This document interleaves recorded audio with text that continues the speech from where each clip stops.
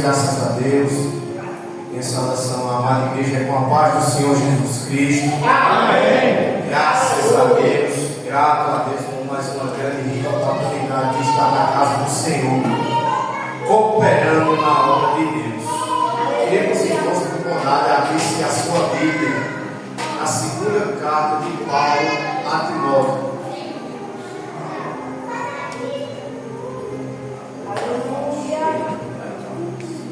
Graças a Deus. Graças a Deus. Graças a Deus. Louvado seja Deus. Aleluia. Glória a Deus. Graças a Deus. Glória a Deus. Aleluia. No capítulo 2, tá certo? No capítulo 2, que escrito está no verso 4. Ninguém que milita se embaraça com o negócio desta vida, a fim de agradar aquele que o alistou para a guerra. E se alguém também milita, não é coroado, senão militar legitimamente. Verso 19. Todavia o fundamento de Deus fica firme dentro deste selo. O Senhor conhece os que são seus, e qualquer um que profere o nome de Cristo aparte-se-á da iniquidade. Amém, meus irmãos? Amém. Graças a Deus. Louvado seja Deus. Foi muito forte essa oração nesta manhã. E eu sempre tenho visto com os meus próprios olhos Deus impulsionar o seu povo para um único trabalho, que é o trabalho evangelístico, que é de ir e pregar. Todo aquele que crê será salvo, todo aquele que não crê, ele será condenado. Eu tenho feito muito isso lá onde eu trabalho, de uma forma tão terrível que a pessoa já foi curada, velho. O camarada estava com uma enfermidade comigo, eu impus a mão sobre ele e ele foi curado. Glória a Deus. Imediatamente, na mesma hora. Glória a Deus. E esta mesma pessoa, hoje em dia, ela está cercada de outras pessoas. Está baixa? Não é mais um pouquinho. Você está entendendo? Mas eu acho que está alto, né? Amém, para lá. Aleluia. Está ouvindo aí, meu Paulo? Aí esse mesmo rapaz chegou para mim, que ia passar essa semana, sexta-feira, e disse: você tem condição de vir aqui num prédio, porque tem duas pessoas aí, e eu também quero, não vou mentir a você, mas faz tempo que eu estava querendo me chamar mesmo. Você tem condição de vir dar um ensinamento a gente sobre a segunda morte? Isso para mim é uma ordem. Eu vou preparar em casa e vou levar para dar um ensinamento para você. Venha ver. Você está vendo como é as coisas de Deus, meus amados? Como é o impulsionamento de Deus na vida daquele a qual ele alistou, a qual ele chamou. Você está entendendo? O diácono nos falou aqui, foi muito interessante. É muito interessante demais. Porque Deus amou o mundo de tal maneira que deu seu Filho unigênito para todo que ele não pereça, mas que a vida eterna. Pois Deus enviou seu Filho ao mundo não para julgar, mas para salvá-lo. E nós vemos que o pastor Alexandre trouxe um ensinamento que Jesus estava dizendo em João capítulo 9, dos versos 39 ao 43. Eu vim para aqueles que veem, fiquem cegos, e para aqueles que estão cegos, vejam.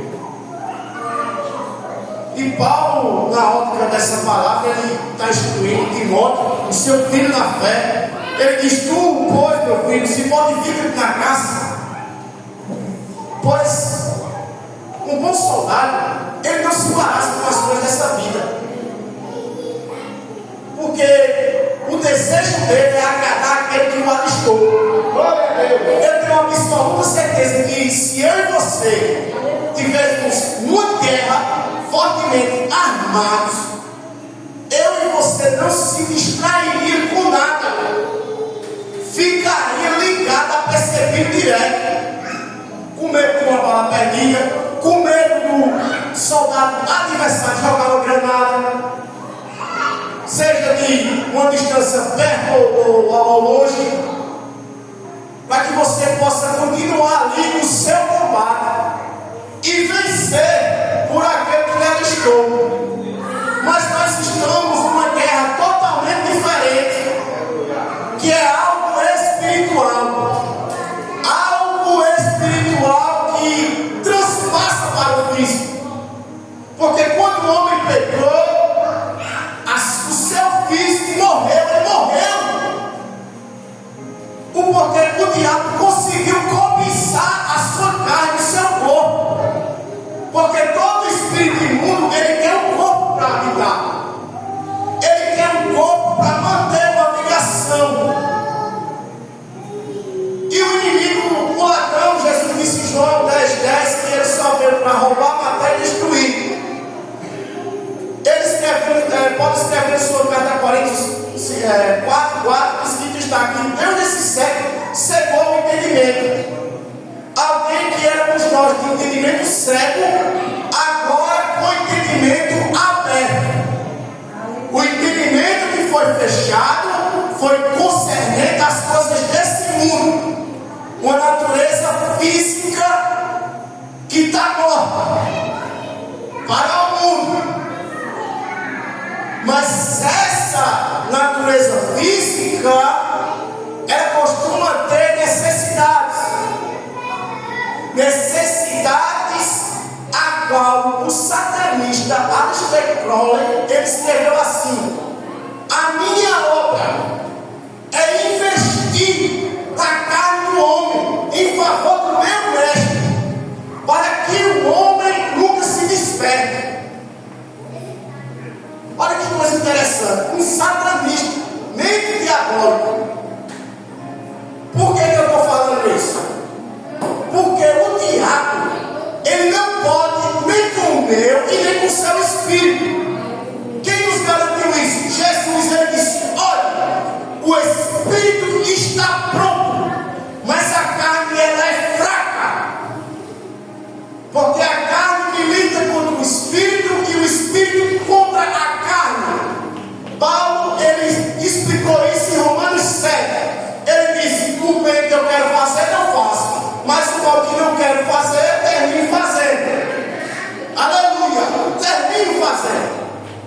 Aí no capítulo 8, ele escreve: nenhuma condenação há para aqueles que estão em Cristo Jesus, que não andam segundo a carne, mas segundo ao Espírito. Porque a lei do Espírito de vida nos libertou da lei do pecado e da morte. Por hora que a lei estava enferma e não conseguiu fazer nada, mas a morte de Cristo na cruz conseguiu sobrepujar a lei. Porque o que era a lei? A lei, ela veio para condenar o pecado individual do homem. Porque quando Adão pecou, o homem pecava e o pecado não era imputado ao homem de Armacém, porque eles jogavam a culpa do seu pecado em Adão. Porque o que passou para o homem foi a morte, não foi o pecado. Então o homem continuava pecando. E a lei veio nos dias de Moisés. E quando Moisés estabeleceu a lei, todo aquele que peca agora, ele tem uma lei para lhe julgar. Todo aquele que comete pecado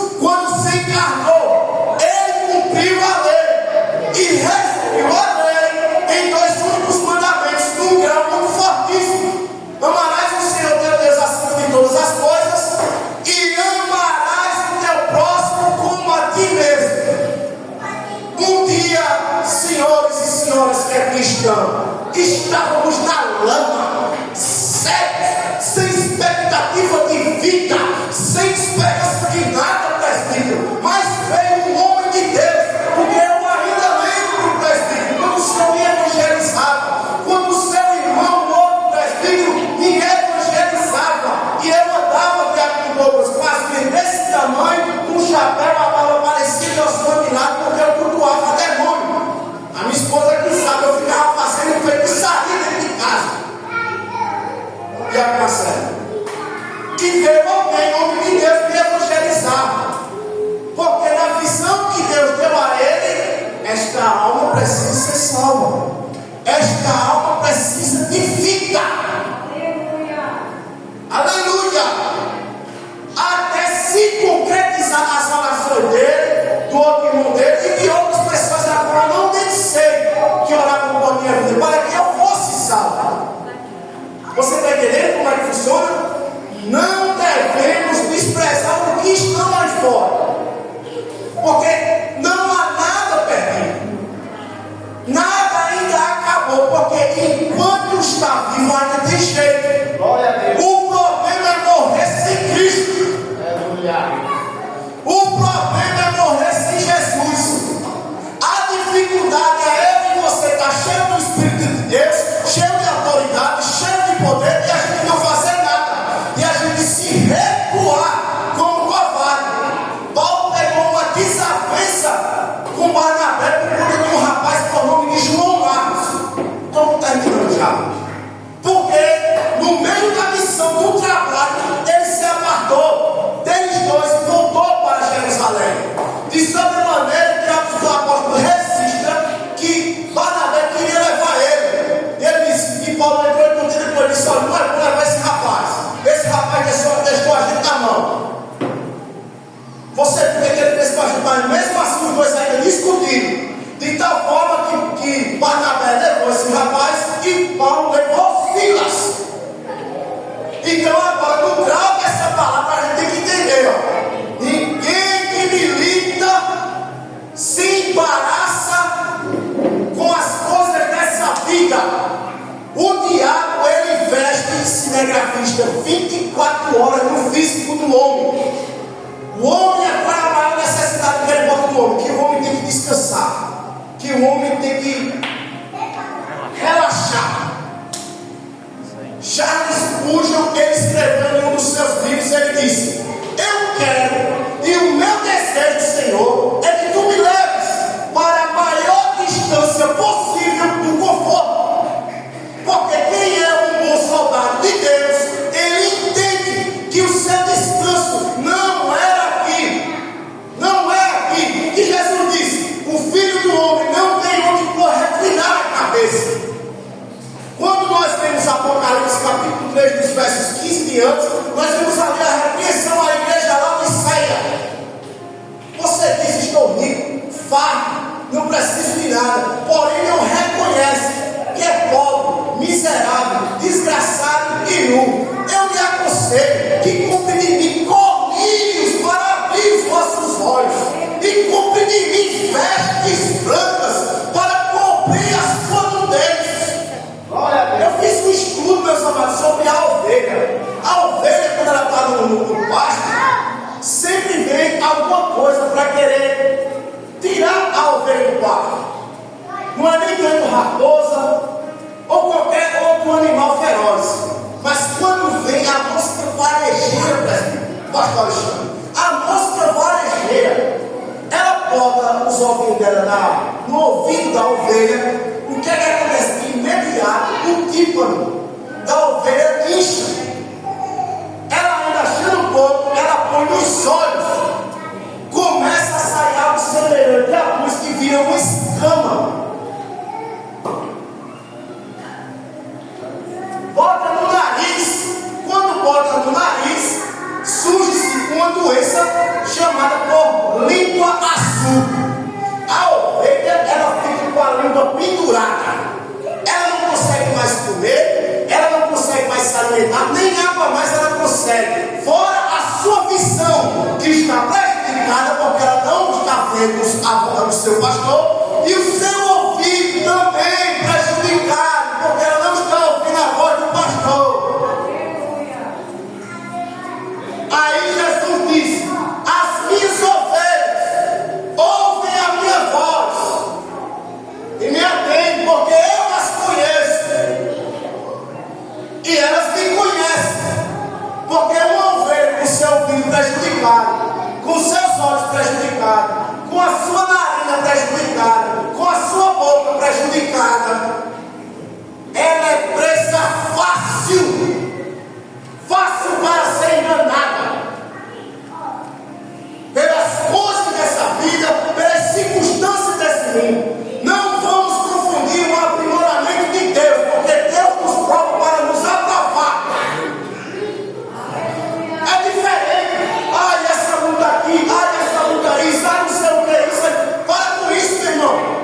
Ele tem que ser homem de, olha, pessoas de Deus, meu irmão, de maturidade, um amadurecimento espiritual muito forte. Paulo escreveu, olha, eu sei o que é ter abundância. Eu sei também o que é ter abundância. Eu sei o que é ter no caminho, também eu sei o que é ter no caminho. Eu sei o que é comer no prato de chão, também sei o que é comer nada. Aí no versículo final ele escreve, porém posso todas as coisas naquele que me fortalece. Você está entendendo, meu irmão, qual é o fundamento do homem de Deus? Qual é o objetivo do homem e da mulher de Deus? É focado nas coisas do reino. Jesus disse, olha, não nos preocupemos com o que é haver de beber, com o que é haver de comer, com o que é haver de vestir. Vai buscar o reino de Deus, é sua justiça, e estas coisas não serão acrescentadas.